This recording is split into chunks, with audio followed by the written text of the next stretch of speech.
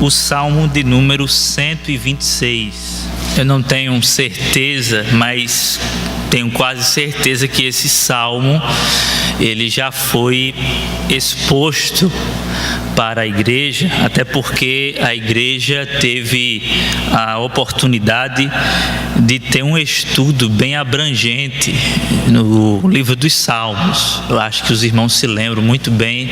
Até eu estava aqui nessa época participando também de forma direta dos estudos, dando uma palavra aqui e acolá, mas eu não tive a oportunidade, por exemplo, de comunicar a palavra do Senhor a partir deste salmo. Não sei se o pastor Renan já pregou com base no salmo de número 126. Não obstante, eu acredito que, embora o mesmo tenha já feito isso, nós estamos diante da palavra do Senhor, que sempre traz contornos diferenciados e se renova de uma forma muito especial nos nossos corações. Não que ela mude no seu sentido, porque nós acreditamos que só existe um sentido, só uma interpretação, mas entendemos que ela pode ser aplicada de várias maneiras. Portanto, sem nenhum temor, vamos para novamente o Salmo de número 126, bastante conhecido entre nós. Eu gostaria de ler com vocês e logo em seguida transmitir de forma breve algo da parte do Senhor Jesus Cristo. Amém, queridos?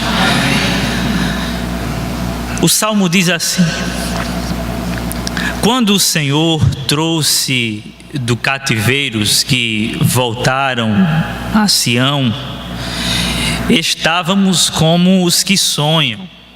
Em outras traduções tem quando o Senhor restaurou a sorte de Sião.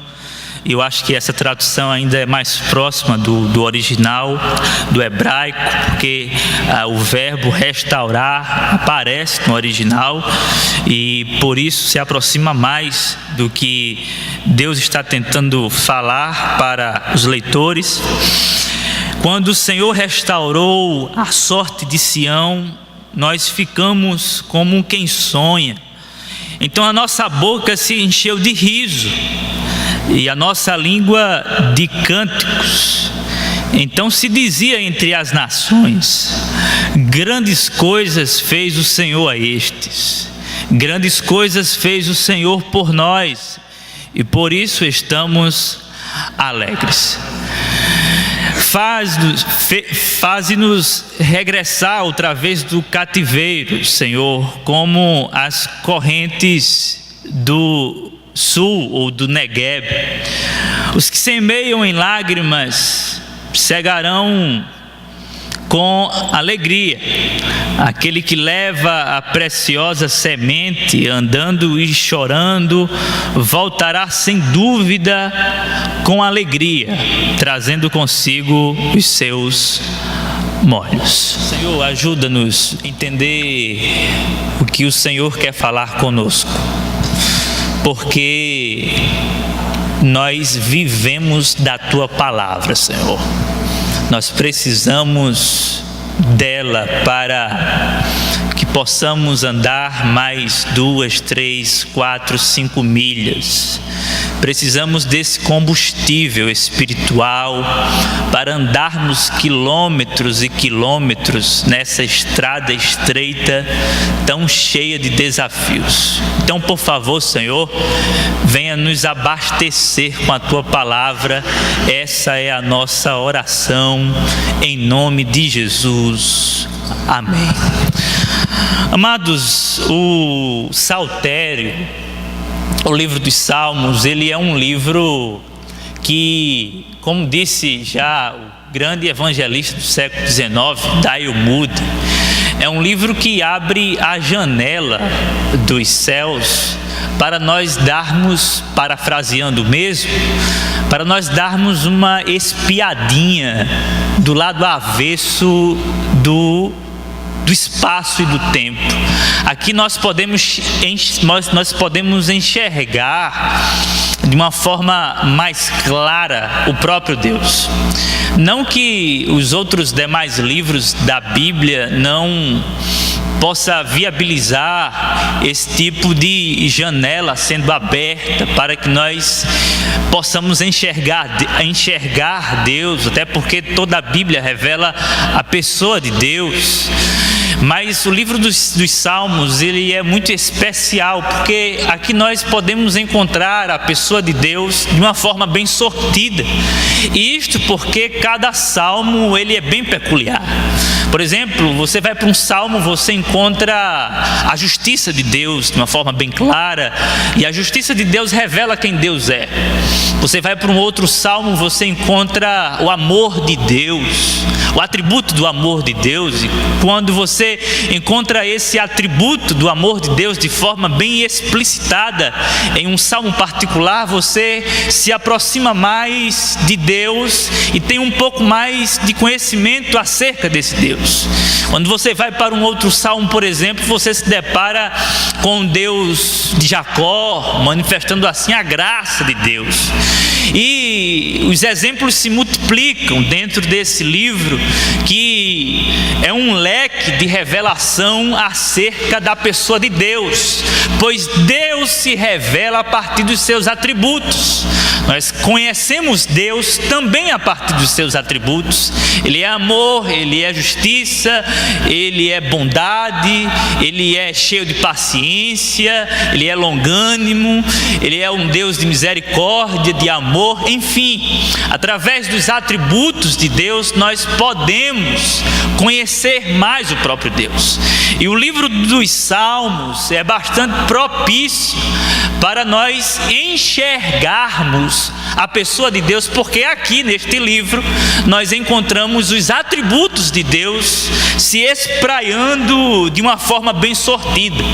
E aqui no Salmo de número 126 em particular, nós podemos encontrar a pessoa de Deus também, e em coerência com tudo o que eu disse até agora, porque o livro dos Salmos, assim como toda a Bíblia, revela a pessoa de Deus.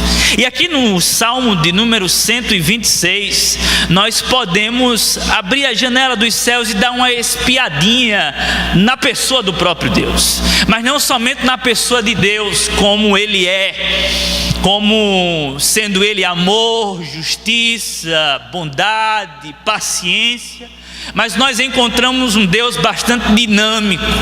Aqui no Salmo de número 126, nós encontramos um Deus ágil, nós encontramos um Deus que se comunica, nós encontramos um Deus que exerce um certo tipo de atuação, por exemplo, restauradora.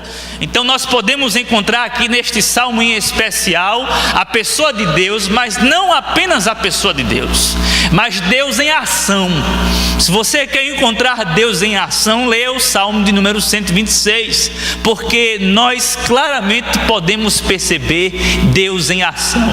E aí a pergunta vem: como é que nós encontramos Deus em ação? Ora, irmãos, fica muito claro, de forma muito superficial, quando nós lemos o Salmo, ainda que por cima, sem ler as entrelinhas, mas lendo em linhas gerais, nós podemos perceber que o que predomina no Salmo de número 126 é o Deus que restaura. O Deus de Jacó, revelado no livro dos Salmos, o Deus criador dos céus e da terra, o Deus soberano, o Deus que é cheio de misericórdia e bondade. Aqui no Salmo de número 126, ele é revelado a nós como o Deus restaurador. Ele é o Deus que restaura. É tanto que o Salmo inicia desta forma: quando o Senhor restaurou a sorte de Sião, nós ficamos como quem sonha. Na metade do salmo você vai encontrar novamente o verbo restaurar. Restaura, Senhor, a nossa sorte, assim como no passado. E o salmo termina nesta mesma perspectiva de restauração. Portanto, a ideia do salmo é essa: o Deus que restaura. E posto isso, eu gostaria de comunicar aos irmãos 3 lições básicas, basilares, acerca do Deus restaurador. E isto com base no Salmo 126, é claro. A primeira lição que nós podemos extrair do texto sagrado, em especial do Salmo 126, com base nessa ideia, lições da ação restauradora de Deus. Em primeiro lugar, amados, a ação restauradora de Deus é soberana. A ação restauradora de Deus é soberana. Por que eu digo isso? Porque o versículo número 1 diz assim: quando o Senhor trouxe ou restaurou a sorte de Sião, nós estávamos como quem estava sonhando. Irmãos, o salmista começa o salmo fazendo uma retrospectiva histórica. Ele começa o salmo olhando para trás. Ele dá o start, olhando para o que aconteceu, olhando para outrora. Ele inicia o salmo dizendo: quando o Senhor fez algo. Ele começa o salmo lembrando de uma ação de Deus no passado. E que ação foi essa? Ora, irmãos, o Senhor, o próprio Deus, de uma forma muito estranha a princípio, havia levantado a Babilônia para punir o povo de Deus. O povo de Deus que estava sobre aviso através dos profetas, que o tempo todo, sucessivamente, manifestavam a vontade de Deus, dizendo ao povo que se convertesse, porque senão o juízo seria inevitável.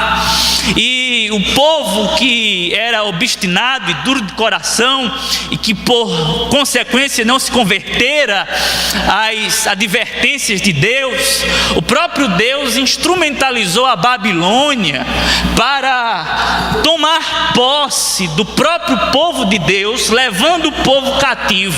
Vocês sabem da história. A Babilônia foi lá em Jerusalém, sitiou a terra, desvirginou moças, carnificina para todo lado, infanticídio, e os que restaram foram todos capturados, cada um em seu próprio ninho, e a terra foi varrida pela terrível Babilônia, que era a grande potência mundial da época.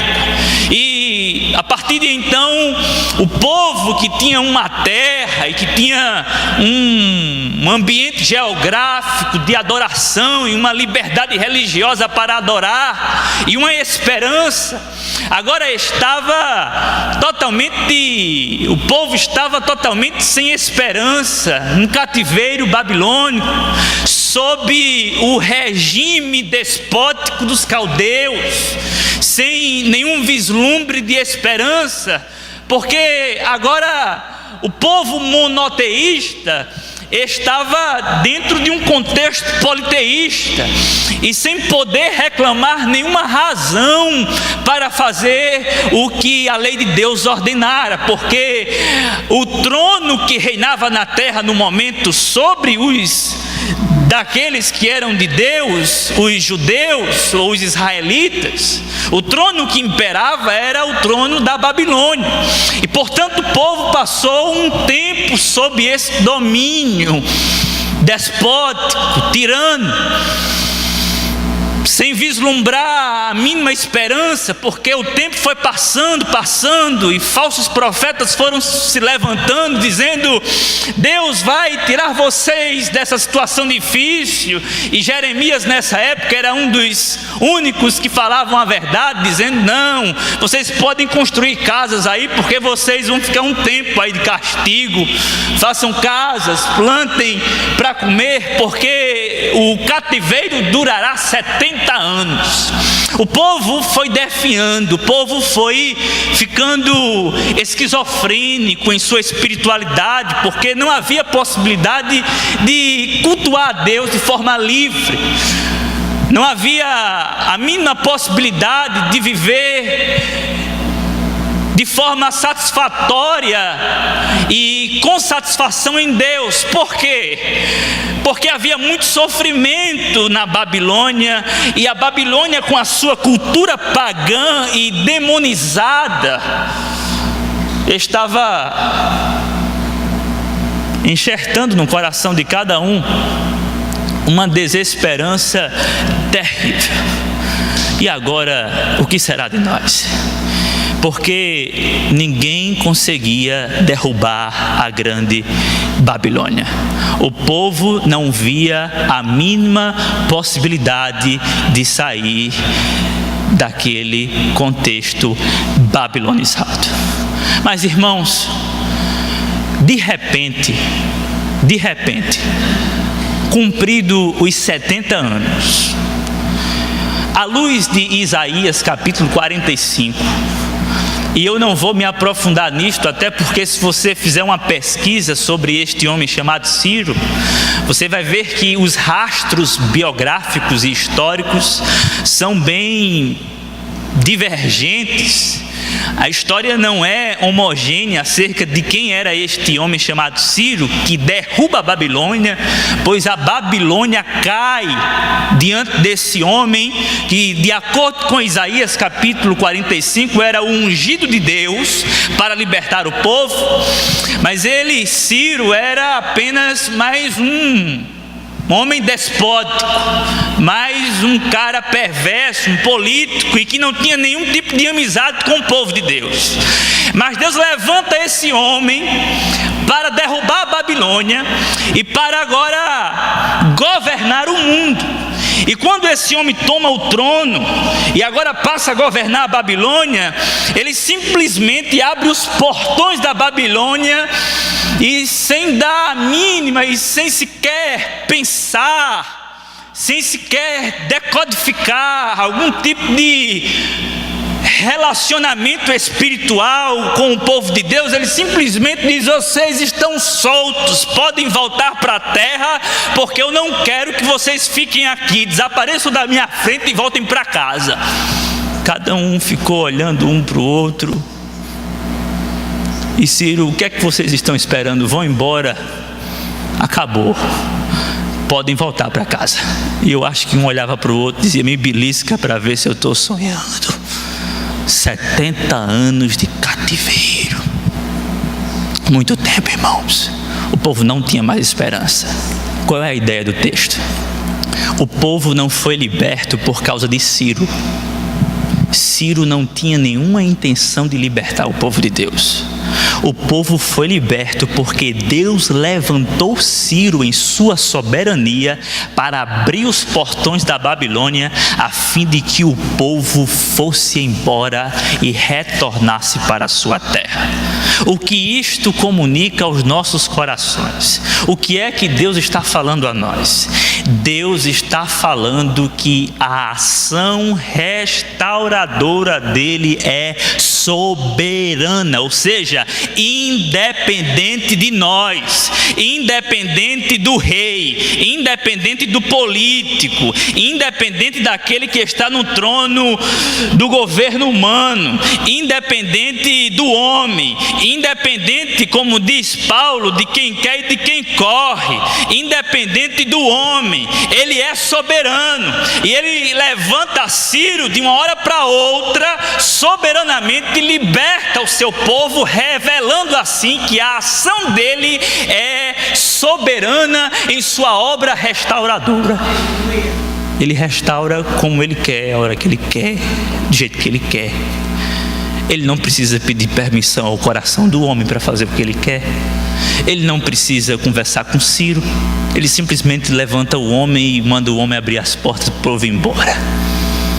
Ele não precisa pedir licença para entrar no coração do homem, porque ele pode fazer isso. Ele é soberano para tirar o coração de pedra e colocar o coração de carne.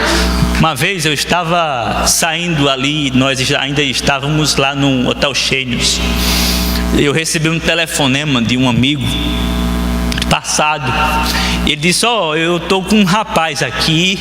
Como eu não conheço ninguém que é crente, a não ser você, eu estou te ligando para ele conversar contigo, porque ele está meio louco.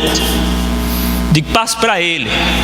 E aí o jovem do outro lado, telefone, disse: é André. Eu digo: é ele. Ele disse: você congrega em que igreja? Digo: meu amigo, eu estou congregando aqui num hotel perto da praia, no Hotel Chênios, alguns irmãos. E ele disse: eu gostaria de conhecer. E foi conversando comigo. De repente eu parei a história, a conversa, e disse: meu irmão, me diga uma coisa, você se converteu aonde? Em que igreja? Qual foi a igreja que você se converteu? E ele disse: não me converti em nenhuma igreja. Eu disse: você se converteu aonde? Ele disse: eu me converti num motel. Eu disse: como assim, meu irmão, num motel? Ele disse: eu estava num motel. Eu estava com uma prostituta no motel, cheirado de cocaína. Mas de repente eu tirei a mulher de cima de mim e não quis saber mais do pó, porque algo falou ao meu coração e disse que aquela vida não tinha sentido. E naquele mesmo instante eu tive um encontro com Deus, com Jesus. Estou lendo a Bíblia e estou com vontade de congregar e de virar crente. Essas foram as palavras dele. O que é isso, irmãos? É o Deus que é soberano em sua ação restauradora. Ele vai lá no motel e restaura o homem que está entregue em seus pecados, porque ele é soberano. É por isso que eu vou de encontro a essa conversinha fiada. Dê lugar a Deus, porque Ele precisa de que você dê, porque Ele é educado. Irmãos, não é uma questão de educação, não.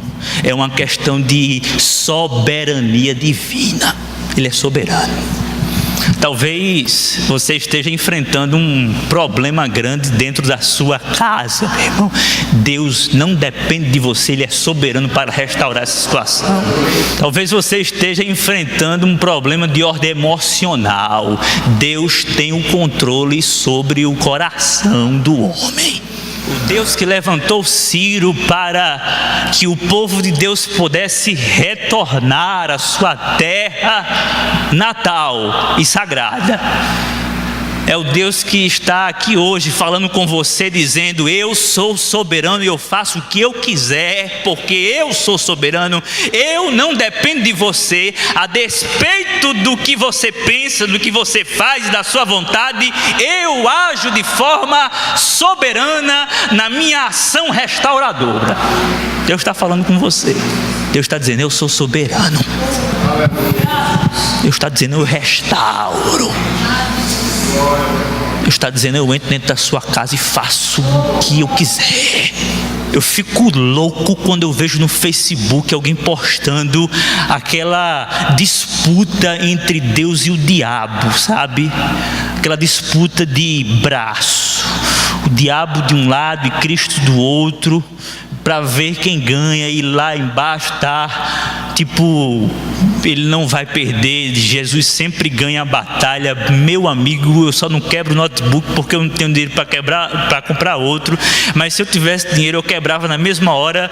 Tamanha é a minha ira e a minha revolta diante daquilo que eu vejo, porque aquilo é uma blasfêmia contra a pessoa de Deus que é soberano. Porque este Deus, que é o Deus revelado na pessoa de Jesus Cristo, Emanuel, que palmilhou essa terra no Novo Testamento e que se historificou, que entrou no tempo e no espaço e que revelou a sua soberania, transformando homens, recuperando situações físicas, fazendo doenças retroceder, e muitas vezes a despeito da fé de muitos, porque, como por exemplo, você crê que eu posso fazer alguma coisa? Jesus pergunta àquele pai aflito, e ele diz: olha, Senhor, ajuda-me na minha pouca fé, ajuda-me a crer. E simplesmente o Senhor faz uma obra, porque Ele não depende disso, Ele é soberano. E eu lembro, quando eu vejo essa cena, eu lembro de algo que o polêmico Caio Fábio escreveu em seu livro Sem Barganhas com Deus. Não teologicamente falando, mas filosoficamente falando, o mesmo disse o seguinte: Deus não tem inimigos. E aí ele disse: por que Deus não tem inimigos? Porque para Deus ter inimigo, tem que ter alguém à altura dele. Nós temos inimigos, porque sempre existe alguém à nossa altura ou maior do que nós. Mas Deus não tem inimigos. No sentido teológico, sim, Deus tem inimigos. A Bíblia revela que Deus tem inimigos. Até o mundo é inimigo do próprio Deus. Os pecadores são inimigos de Deus. Mas no que diz respeito a uma guerra cósmica, a um dualismo de um poder divino e um poder negro que se trava no cosmos, e de uma forma bem acirrada, como Deus tentando ganhar sem poder, isso não existe, porque Deus de fato não tem inimigos, não tem ninguém à sua altura, não tem ninguém que possa disputar com Ele autoridade, porque quando você olha para o Novo Testamento, esse Deus se revela com uma autoridade tão suprema, que quando Ele chega, os demônios se ajoelham e dizem: o que nós temos contigo, Jesus, Filho do Deus Altíssimo, porque vieste nos atormentar antes do tempo. Não faça isso com a gente, não. Soberano. E é nisto que está a minha confiança, no Deus que é soberano em sua capacidade de restaurar. A primeira lição, amados, que nós podemos extrair desse texto é que a ação soberana de Deus, ou a ação restauradora de Deus, é soberana. Mas, amados, nós temos uma segunda lição: a ação restauradora de Deus, ela é imprevisível. O versículo de número 4 diz assim: faze-nos regressar outra vez do cativeiro, Senhor, como as correntes do Negueb. Amados, o maior deserto da Judeia era o deserto do Negueb. E esse deserto era anualmente castigado pelo sol, pela seca. Era um lugar inóspito, um lugar desprovido de vida, porque não havia água. Mas, de forma muito imprevisível, vez por outra, de forma esporádica, no ano, Deus mandava nuvens carregadas e, por consequência, chuvas invernais e torrenciais. E de uma hora para outra, o deserto, ele se convertia em um manancial. O lugar seco ficava totalmente cheio. Não precisava nem de cavar poço. Diz alguns estudiosos que a chuva era tão forte que quando Deus mandava a chuva fazia buracos como sulcos ou poços no deserto, e a água saía se escorrendo por todos os lados, e o deserto virava um manancial. Só que isto era imprevisível, era quando Deus queria. E aí, amados, o que é que isso tem a ver com este Deus, e o que isso comunica a nós hoje, evangélico neopentecostal? Amados, A ação de Deus é imprevisível. Isto significa dizer que nós não temos o domínio e o controle sobre este Deus. Para ser mais claro, essa prática neopentecostal tão aberradora de eu determino que amanhã será assim, eu decreto que daqui a uma semana vai mudar tudo, eu decreto que a minha sorte vai ser mudada daqui para meia-noite, eu determino em nome de Jesus que será assim e assim será, como se Deus fosse marionetado pela nossa fé, como se Deus fosse subserviente aos nossos próprios caprichos espirituais. Mas, amados, o texto revela-nos que Deus é imprevisível. Ele não age quando você quer que Ele haja. Ele age de forma imprevisível. Ele age quando você menos espera. O texto é muito claro e a história nos comunica e nos ventila essa realidade da imprevisibilidade divina, da sua ação restauradora. Ele faz a chuva cair de forma inesperada. Isso aconteceu lá em Jataúba. Eu estou há algum tempo lá em Jataúba e os animais estavam morrendo. A seca grande, irmãos, estava, sendo muito difícil para todo mundo ver aquela realidade, os animais mortos na beira da rua. O irmão Geraldo chegou a ver a situação, sem nenhuma esperança de inverno, de chuva, de água, e todo mundo com aquela situação interna. E muitos questionando, muitos incrédulos lá questionando, e cadê São Pedro? De repente, irmãos, eu ia viajar de madrugada, 3:30 da manhã, e eu pedi para um irmão da igreja me acordar, caso não funcionasse o despertador, para me tirar do meu sono pesado.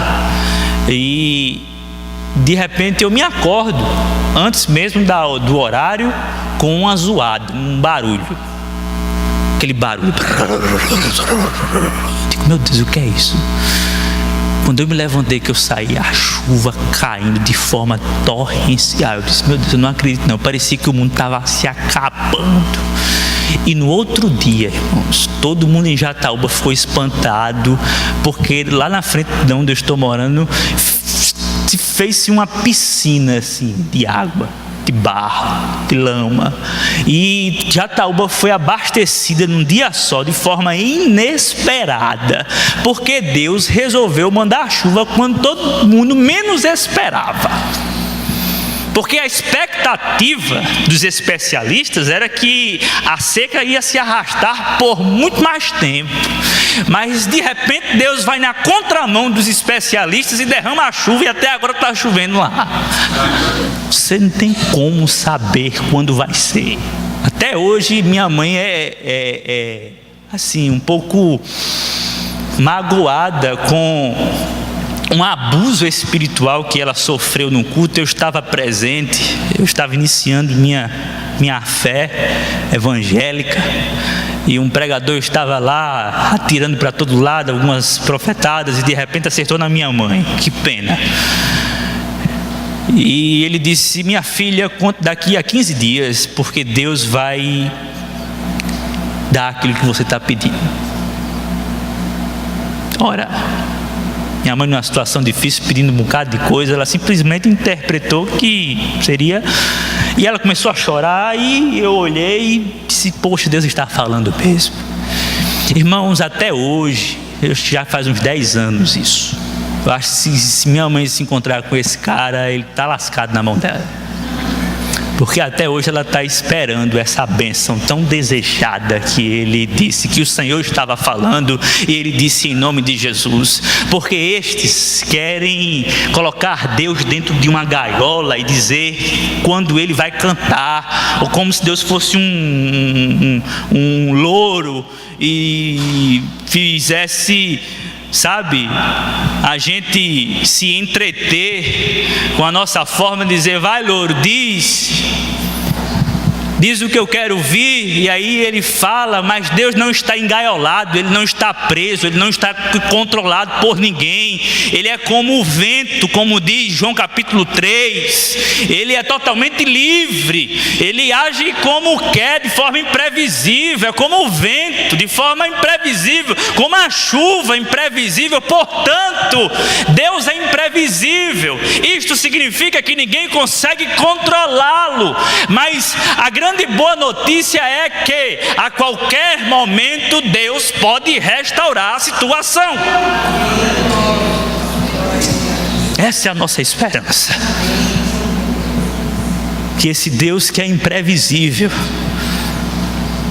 restaure a nossa situação, nos fazendo surpresa, porque muitas vezes a nossa situação é aquela que nós estamos contextualizados num problema que vislumbramos a solução daqui a 20, 30 anos. Mas de repente amanhã Deus pode fazer, porque é imprevisível. Amém, amados? Portanto, a ação restauradora de Deus, ela é imprevisível demais, imprevisível demais. Ele age na hora que Ele quer. E quando Ele não quer, Ele também não faz. Mas, amados, nós temos uma terceira e última lição sobre a ação restauradora de Deus. A ação restauradora de Deus produz férias de alegria dentro da nossa alma. Talvez você pergunte: como assim? Versículo de número 5 e 6 dizem assim: dos que semeiam em lágrimas. E isso é literal, certo, irmãos? A ideia é um contexto de agricultura, de semeadores que estão plantando. Os que semeiam em lágrimas, chorando, cegarão com alegria. Aquele que leva a preciosa semente, andando e chorando, voltará sem dúvida com alegria, trazendo consigo os seus feixes ou os seus molhos. Qual é a ideia aqui, irmãos? O texto é literal, contexto de agricultura, de um fazendeiro, de um agricultor que está plantando, semeando e está chorando, lamentando pela seca que castiga, mas que ele vai, mesmo na dor, mesmo sem muita expectativa, vai plantando. Mas ele vai retornar com alegria, porque ele faz uma retrospectiva e sabe que Deus fez no passado. E o que Deus fez no passado pode fazer hoje ou amanhã. E aí, nessa fé e nessa certeza, o salmista que escreve o salmo e que fala de alegria, ele está falando de uma situação caótica interna. É por isso que eu disse que a terceira lição é que a ação restauradora de Deus traz ou produz férias de alegria em nossa alma.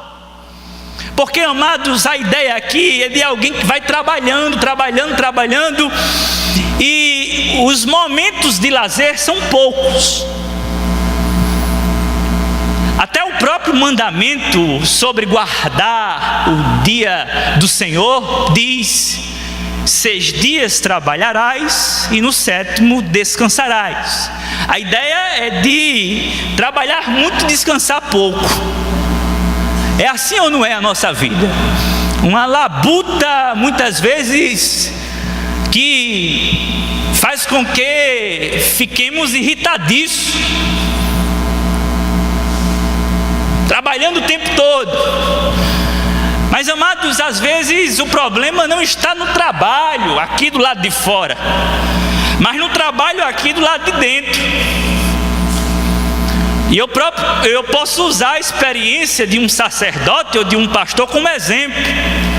Tipo, eu estou com uma responsabilidade de pastorear um povo no interior de Pernambuco, em Jataúba. Estou aqui, aparentemente tirando umas férias, no entanto minha mente está lá. Ou seja, estou fora do meu trabalho, do meu ofício pastoral, no entanto estou ligado emocionalmente, e a minha mente continua trabalhando nas suas elucubrações espirituais, nas suas síndromes malucas, que o tempo todo fica pensando como vai ser, o que será, e agora. Você se desconecta do trabalho do lado de fora, mas aqui dentro você está totalmente conectado, sem folga nenhuma. Tenho certeza que o pastor Renan, que está ausente, está com a mente aqui, está com a alma aqui. O cordão umbilical não é cortado. A relação é tão intrínseca que parece que não existe a possibilidade de... Mas, amados, Deus, Ele pode dar folga à sua labuta terrível interna. Talvez o seu coração esteja trabalhando na angústia. Talvez a sua mente esteja como uma terrível máquina, trabalhando e pensando, e só pensamentos negativos, sem parar o tempo todo, e você não consegue se desconectar, e o seu interior é o tempo todo nesse trabalho que não tem folga. Mesmo que você vá para a praia nadar, mas você vai nadando e aqui dentro está tudo seco, embora do lado de fora molhado.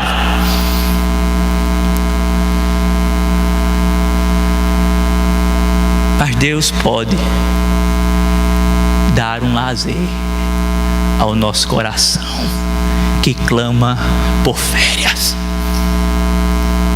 Talvez o problema esteja aqui dentro e você esteja angustiado, chorando, talvez sorrindo lá de fora para todo mundo, mas aqui dentro sabe que é um descanso, e Deus pode restaurar o seu interior, porque Ele é soberano. Talvez o problema esteja dentro, e Deus pode restaurar a sua alma que está mergulhada numa depressão terrível.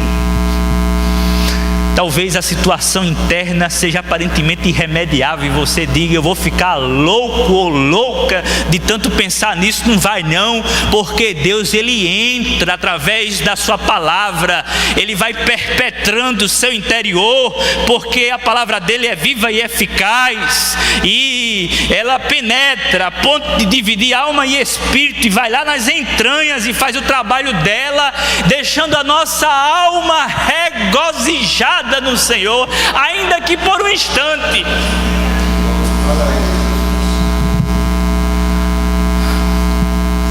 Eu quero concluir citando o que C.S. Lewis, o grande pensador cristão do século passado, falou acerca do problema do sofrimento humano.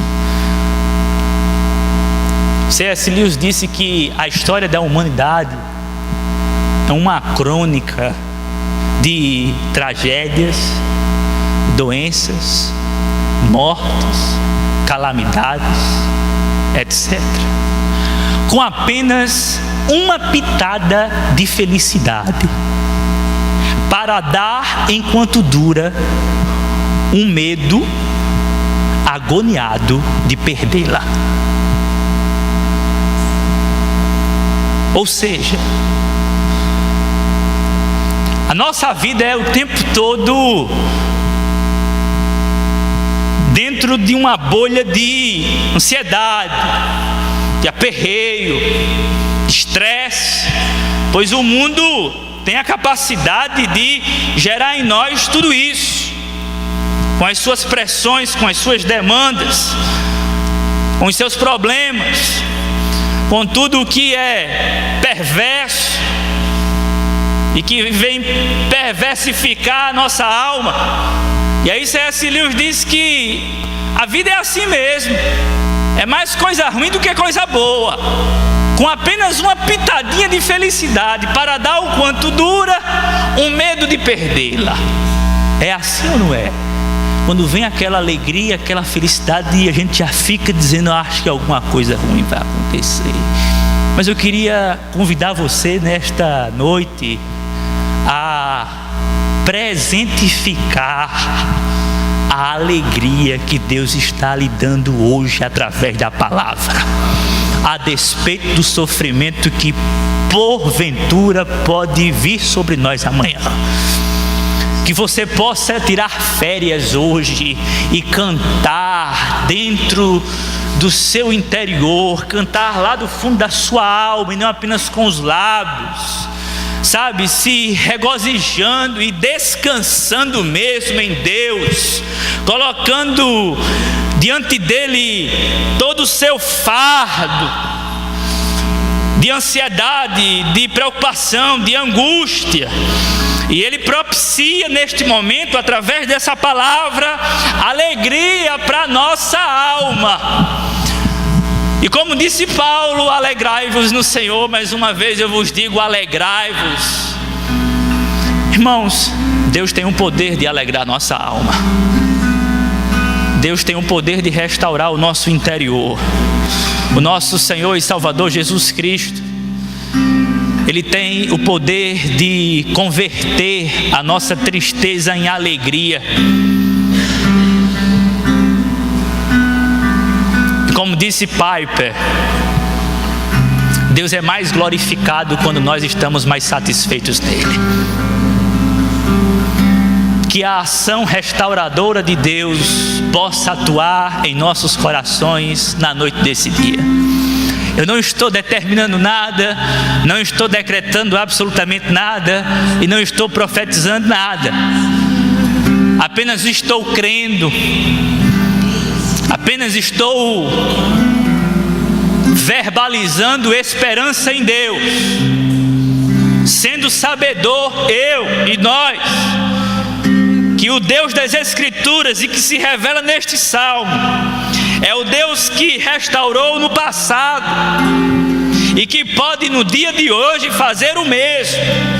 E quem sabe Ele já esteja gerando alegria no seu coração tão atribulado.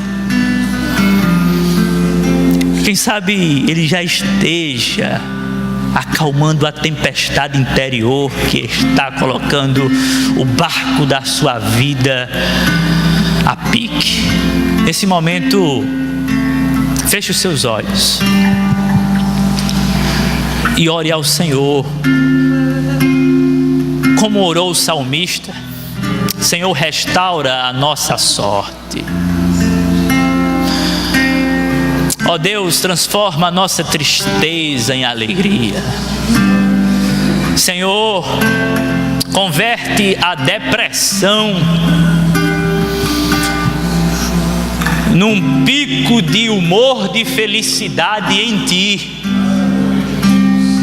e sem dar um medo agoniado de perdê-la. Nos ensina a viver o hoje, se alegrando na restauração de hoje. E o sofrimento de amanhã também será assistido pelo Senhor. E o Senhor que atuou hoje, e que hoje, quando se converter no amanhã, será passado, será a nossa esperança para o amanhã. Ó Deus, por favor, nós te pedimos, ó Senhor, restaura a nossa sorte. E Tu sabes a necessidade de cada um em particular. Tu és soberano sobre tudo e sobre todos. E portanto, nós já confiamos tudo a Ti. Ó Deus, glorificamos o Teu nome, porque, como disse o Teu servo Piper, citando mais uma vez, o alvo da pregação é a glória de Deus. Que a Tua glória, Senhor, seja manifesta neste momento, onde o Teu povo recebe a Tua palavra, absorvendo-a, e guardando-a no coração, para não pecar contra ti, levando uma vida de tristeza sobre tristeza, pois eu acredito que o Senhor quer ver a nossa alegria, mesmo em meio às tribulações da vida. Ó Deus, muito obrigado, porque Tu és o Deus soberano que pode restaurar de forma imprevisível aquilo que para nós é totalmente impossível. Aquilo que está fora do nosso alcance, o Senhor pode alcançar e restaurar. Ó Senhor, restaura a nossa sorte, assim como o Senhor fez no passado, faça no presente, Senhor, e também faça durante toda a nossa história aqui nessa terra, porque a promessa é: eu estarei convosco todos os dias até a consumação dos séculos. Vamos cantar ao Senhor neste momento, irmãos, agradecendo a Ele pela bendita palavra que traz alegria à nossa alma.